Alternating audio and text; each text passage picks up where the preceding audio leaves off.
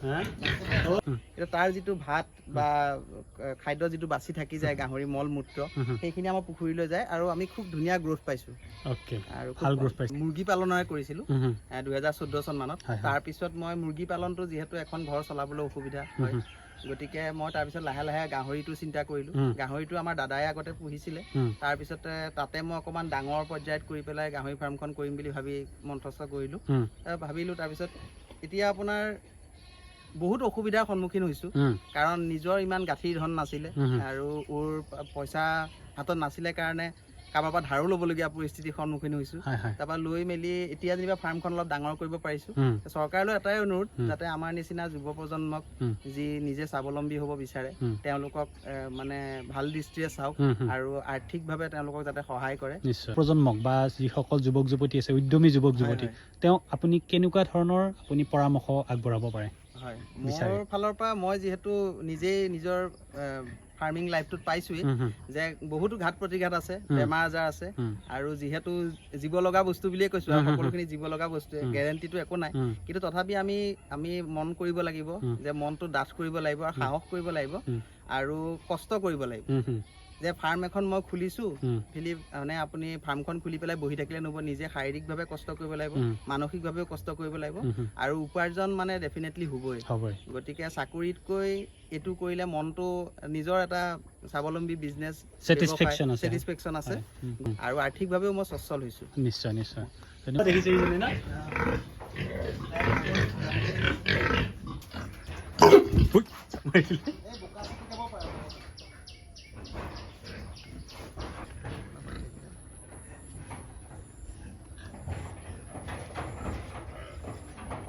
কোনটো জাতৰ গাহৰিয়ে বেছি পোৱালি মানে দিয়ে আমাৰ পালকসকলৰ কাৰণে কোনটো ভাল? এনেই মই ক'লোৱে চেডেল বেগ গাহৰিটো বেছি ভাল, আৰু চেডেল বেগটো বছৰত প্ৰত্যেকবিলাক গাহৰিয়ে 2 বেটছ পোৱালি দিয়ে। আৰু আমি কি কৰোঁ, পোৱালিটো যেতিয়া পোৱালি হয় গাহৰিবিলাকৰ, তেতিয়া আমি 1 মাহ 1.5 মাহলৈকে সিহঁতক মাকৰ লগতে ৰাখোঁ। আপুনি দেখিবলৈ পাব এই আপোনাৰ ক'লা গাহৰিটো আৰু বেল থকা গাহৰিটো দুইটাই একেজনী মাকৰ একেলগৰ পোৱালি, কিন্তু বৰ্ণসংকৰ হোৱাৰ ফলত আপুনি সেই ক'লা গাহৰিটোৰ গ্ৰোথটো চাওক আৰু এই আপোনাৰ যিটো হেমচায়াৰ গাহৰি বেল থকাটো, এই মানে সেই যিটো আপোনাৰ ক্ৰছ ব্ৰিড হয় সেই বস্তুটো গ্ৰোথটো বেছি ভাল। একে দানা আপোনাৰ এৰিয়া কিমান আছে আপোনাৰ? টোটেল এৰিয়াটো আমাৰ পাৰ পুখুৰী 2 বিঘাকৈ 6 বিঘা আছে। 6 বিঘা। আৰু আমি আগতে গাহৰি মলমূত্ৰ নিদিয়াকৈও মানে মাছ পালন কৰিছিলোঁ, কিন্তু তেতিয়া যিটো আমাৰ খৰচা আছিলে বা দানা কিনি আনিব লাগে বা আমাৰ মল ভুচি এইবিলাক দিব লাগে, কিন্তু তাৰ তুলনাত এতিয়া আমি গাহৰি ফাৰ্মখনৰ পৰা আমি যিটো মলমূত্ৰ, যিহেতু আমি ৱেষ্টেজ ফুডটো খুৱাওঁ, লগতে পেকেট দানাও খুৱাওঁ গাহৰি, কিন্তু তাৰ যিটো ভাত বা খাদ্য যিটো বাছি থাকি যায় গাহৰি মল মূত্ৰ সেইখিনি আমাৰ পুখুৰীলৈ যায় আৰু আমি খুব ধুনীয়া গ্ৰোথ পাইছোঁ। ইয়াৰ পৰা গাহৰি আৰু মাছৰ পৰা বৰ্তমান উপাৰ্জন কেনেকুৱা আৰু ইয়াৰ বিক্ৰী কেনেকুৱা ধৰণৰ? হয়, মাছ আপোনাৰ গাহৰিৰ বিক্ৰীটোতো আমাৰ থলুৱাভাৱে 2-এটা বিক্ৰী হয়, আৰু আমি যিবিলাক বেপাৰী আহে বাহিৰৰ পৰা তেওঁলোককো আমি বস্তু গাহৰি দিওঁ, বিক্ৰী কৰোঁ, আৰু তেওঁলোকে সেইটো আপোনাৰ বাহিৰত নাগালেণ্ড বা মণিপুৰ বা শ্বিলং এনেকৈ ছাপ্লাই দিয়ে। আমি ঘৰৰ পৰাই গাহৰিটো বিক্ৰী কৰিব পাৰোঁ, গাহৰি বিক্ৰীটোৰ অসুবিধা নাই। আৰু বাকী আপোনাৰ মাছো আমাৰ ঘৰৰ পৰাই বিক্ৰী হয়, মাছৰ ক্ষেত্ৰত কোনো প্ৰব্লেম অসুবিধা নাই, কাৰণ আমাৰ অসমত যথেষ্ট মাছৰ চাহিদা আছে। আৰু আমি নামটো কওকচোন আপোনাৰ? হয়, মোৰ নাম শ্ৰী বিশ্বজিৎ বৰা, হয়, ঘৰ তেজপুৰ ডিপুটাত। কিমান বছৰ ধৰি গাহৰি ফাৰ্মখন কৰি আছে আপুনি? দেখিছোঁ আমি, আপুনি কিমান বছৰ ধৰি গাহৰি ফাৰ্মৰ লগত জড়িত হৈ আছে? মই 2015 চনৰ পৰাই গাহৰি ফাৰ্মৰ লগত জড়িত,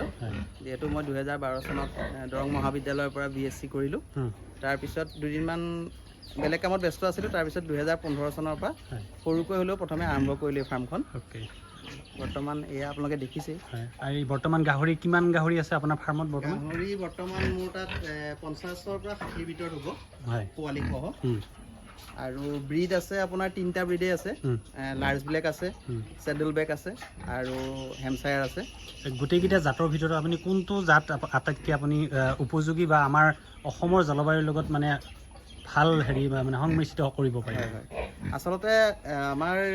থলুৱাভাৱে পুহিবলৈ হ'লে হেমচায়াৰ গাহৰিটো বেছি ভাল, কিন্তু হেমচায়াৰ গাহৰিটোৰ অলপ আচৰণটো মানে অলপ খঙাল টাইপৰ হয়, কিন্তু চেডেল বেক গাহৰিটো পোৱালি প্ৰডাকশ্যনৰ কাৰণে মানে তেওঁলোকৰ সেইটো গাহৰিয়ে পোৱালি প্ৰডাকশ্যনটো ভাল কৰে, আৰু পোৱালিৰ সংখ্যাটো মানে 10টা বা 12টা দিলে সেই 10টা 12টাই বচোৱাৰ সক্ষমতা আছে। বাকী হেমচায়াৰটো ভালেই, কিন্তু লাৰ্জ ব্লেক গাহৰিটোৰ প্ৰব্লেমটো কি হয়, সি বহুত হাইটটো বেছি হয়, তো তেতিয়া তাৰ অলপ ভৰিৰ প্ৰব্লেম হয় আৰু গাভিনী অৱস্থাত মানে যেতিয়া লোডটো তাৰ পেটত বেছি হৈ যায় সি বেছি সময় শুই থাকিবলৈ যত্ন কৰে আৰু অলপ মানে যেতিয়া উঠা নমাত অসুবিধা পায় তেতিয়া কেতিয়াবা পোৱালি মানে মিছকেৰেজ হোৱাৰ সম্ভাৱনা থাকে গতিকে সেইকাৰণে মই মোৰ ব্যক্তিগত ফালৰ পৰা মই চেডুল বেগ গাহৰিটো যিটো বৰ্তমান আমাৰ ইয়াত নোহোৱাই হৈ গৈছে প্ৰায় কিন্তু মোৰ দাদাই আগতে ফাৰ্ম কৰিছিল কাৰণে আমাৰ ঘৰত বৰ্তমান সেই ব্ৰিডটো আছে আমি ৰাখিছোঁ আৰু এতিয়া ধৰক আপোনাৰ মাইকী গাহৰি কেইজনী আছে মোৰ মাইকী গাহৰি বৰ্তমান ডাঙৰ মানে 1 কুইণ্টেলৰ ওপৰত 5 জনীমান আছে আৰু মিডিয়াম চেউৰী মই নতুনকৈ ছাৰ্ভিচ দিছোঁ 8 জনীমান আৰু খাচী আছে বাকীখিনি আপুনি পোৱালি নিজে প্ৰডাকশ্যন কৰি নিজে প্ৰডাকশ্যন কৰি ফাৰ্মত ৰাখোঁ আৰু বিক্ৰীও কৰোঁ আপুনি পোৱালি বিক্ৰীও কৰোঁ হয় মানে ধৰক কোনটো জাতৰ গাহৰিয়ে বেছি পোৱালি মানে দিয়ে আমাৰ পালকসকলৰ কাৰণে কোনটো ভাল এনেই মই ক'লোৱে চেডুল বেগ গাহৰিটো বেছি ভাল আৰু চেডুল বেগটো বছৰত প্ৰত্যেকবিলাক গাহৰিয়ে 2 বেটছ পোৱালি দিয়ে আৰু আমি কি কৰোঁ পোৱালিটো যেতিয়া পোৱালি হয় গাহৰিবিলাকৰ তেতিয়া আমি 1 মাহ 1.5 মাহলৈকে সিহঁতক মাকৰ লগতে ৰাখোঁ তাৰপিছত 1.5 মাহমানত আমি বেলেগ গঁৰাললৈ তেওঁলোকক শ্বিফ্ট কৰি দিওঁ আৰু বাকী যিখিনি মাক থাকি গ'ল 1.5 মাহৰ পিছত মাকজনী অলপ পাতল হৈ যায় দুৰ্বল হৈ যায় তেতিয়া আমি তেওঁলোকক আমি বৰ্তমান দোকানত কিনিবলৈ পোৱা যায় কিছুমান দানা পোৱা যায় আজিকালি গাহৰিৰ কাৰণে গতিকে সেই দানাটো খুৱাই অলপ চেহেৰাটো ভাল কৰি আকৌ পুনৰ আপোনাৰ এমাহমানৰ পিছত ছাৰ্ভিচ দিব পৰা যায় গতিকে বছৰত 2 বাৰ পোৱালি পোৱা যায় চেডুল বেগে হওক হেমচায়াৰে হওক দুইটা সঁচৰে আপুনি 6 মাহত পোৱালি পোৱা যায়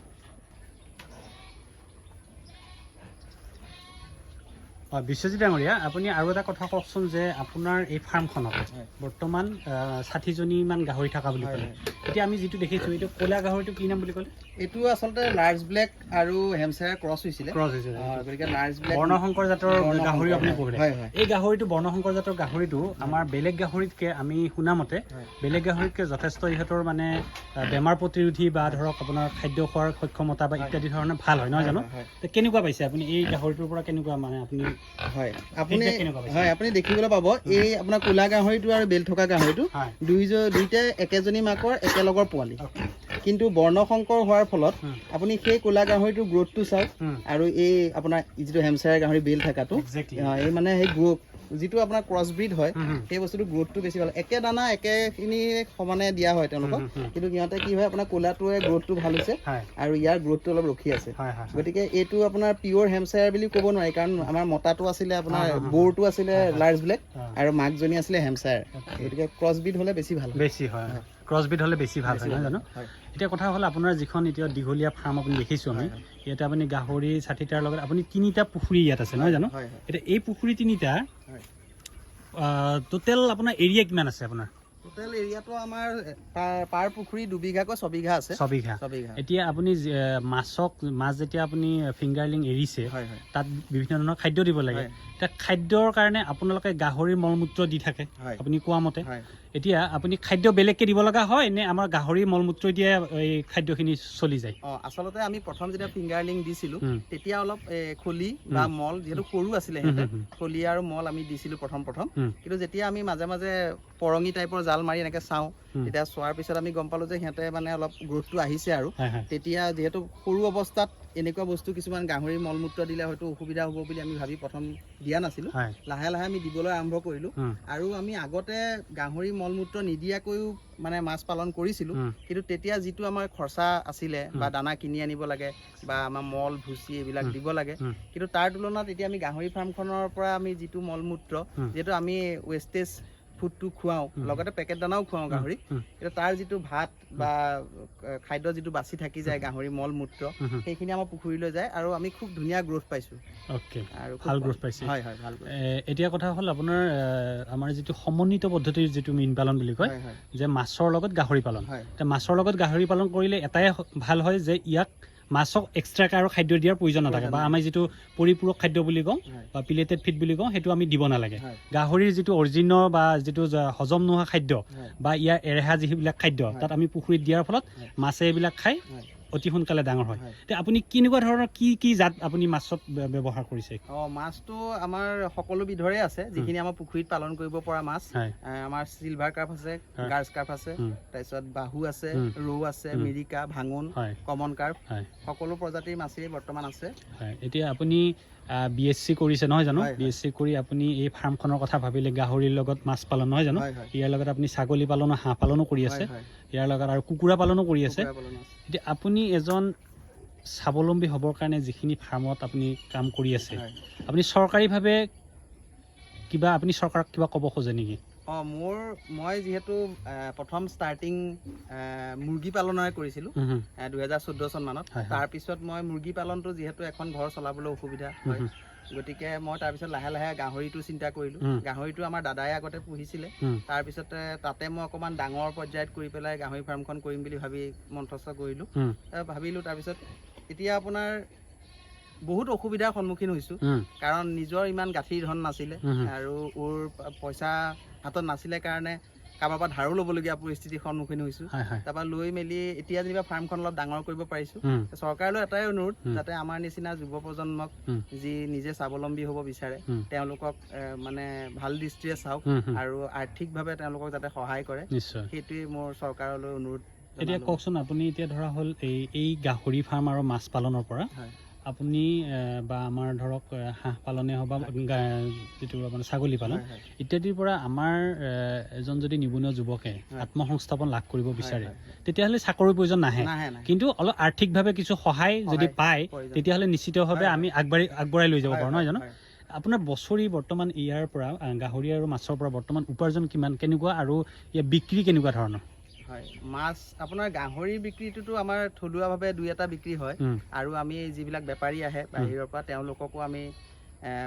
বস্তু গাহৰি দিওঁ বিক্ৰী কৰোঁ আৰু তেওঁলোকে সেইটো আপোনাৰ বাহিৰত নাগালেণ্ড বা মণিপুৰ বা শ্বিলং এনেকৈ ছাপ্লাই দিয়ে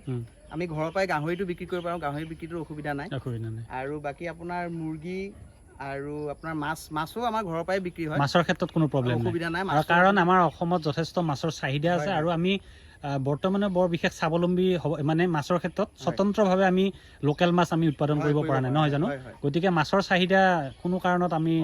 কমি যোৱা নাই গতিকে মাছৰ আপুনি উপযুক্ত দাম পায় নহয় জানো উপযুক্ত দাম পাওঁ আৰু আমাৰ থলুৱা বজাৰতে বিক্ৰী হৈ যায় হয় নিশ্চয় আৰু লোকেল মাছ যিহেতু নহয় জানো এতিয়াও আমি বেলেগ বজাৰত গ'লে আমি চালানী মাছ কিনি খাব লাগে নিশ্চিতভাৱে আমাৰ কৃষকসকলে যদি এনেকুৱা নতুনকৈ ফাৰ্ম খুলিব বিচাৰে তেওঁলোকৰ যুৱ প্ৰজন্মক বা যিসকল যুৱক যুৱতী আছে উদ্যমী যুৱক যুৱতী তেওঁ আপুনি কেনেকুৱা ধৰণৰ আপুনি পৰামৰ্শ আগবঢ়াব পাৰে হয় মোৰ ফালৰ পৰা মই যিহেতু নিজেই নিজৰ ফাৰ্মিং লাইফটোত পাইছোৱেই যে বহুতো ঘাত প্ৰতিঘাত আছে বেমাৰ আজাৰ আছে আৰু যিহেতু জীৱ লগা বস্তু বুলিয়ে কৈছোঁ আৰু সকলোখিনি জীৱ লগা বস্তু গেৰেণ্টিটো একো নাই কিন্তু তথাপি আমি মন কৰিব লাগিব যে মনটো ডাঠ কৰিব লাগিব আৰু সাহস কৰিব লাগিব আৰু কষ্ট কৰিব লাগিব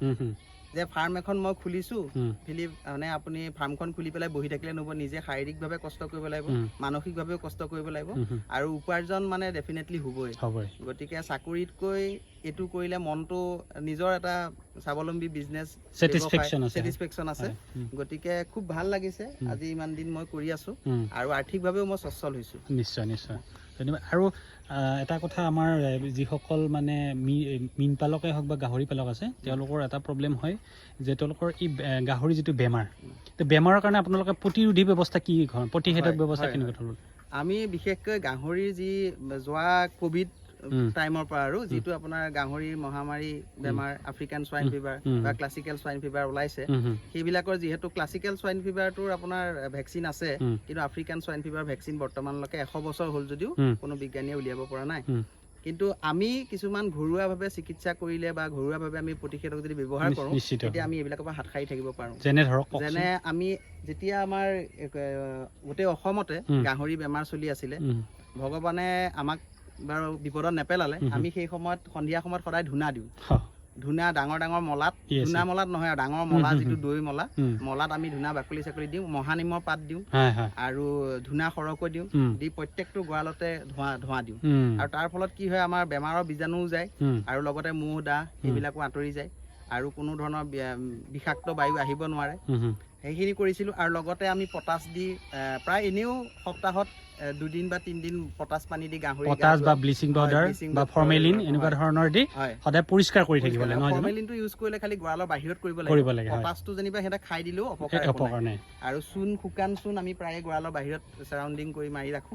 আৰু আপোনাৰ তেনেকুৱা ধৰণৰ কিবা স্প্ৰে আমি মাৰি ৰাখো আৰু গড়ালবিলাক নিতৌ চাফা কৰিব পাৰিলে ভাল হয় নিশ্চয় হয় সেইখিনি কৰি ৰাখিলে মানে হাত সাৰিব পৰা মানে প্ৰতিষেধক ব্যৱস্থা মানে যদি লয় তেতিয়াহ'লে বেমাৰৰ পৰা হাত সাৰিব পাৰি আৰু প্ৰাকৃতিকভাৱে আপুনি যিটো কথা ক'লে যে ধূনাৰ ব্যৱহাৰ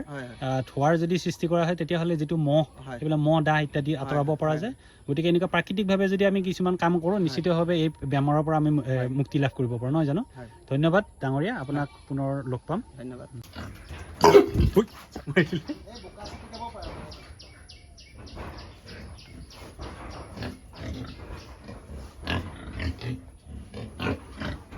এই ইটো লাগাতকৈ বেছি থৈছে নেকি পোৱালি নাই নাই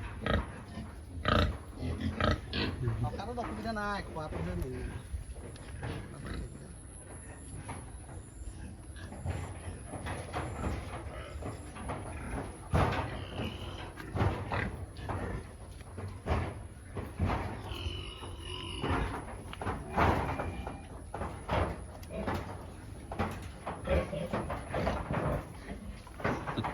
মতাবিলাক বেলেগকৈ থৈছে মাইকীবিলাক বেলেগকৈ থৈছে নেকি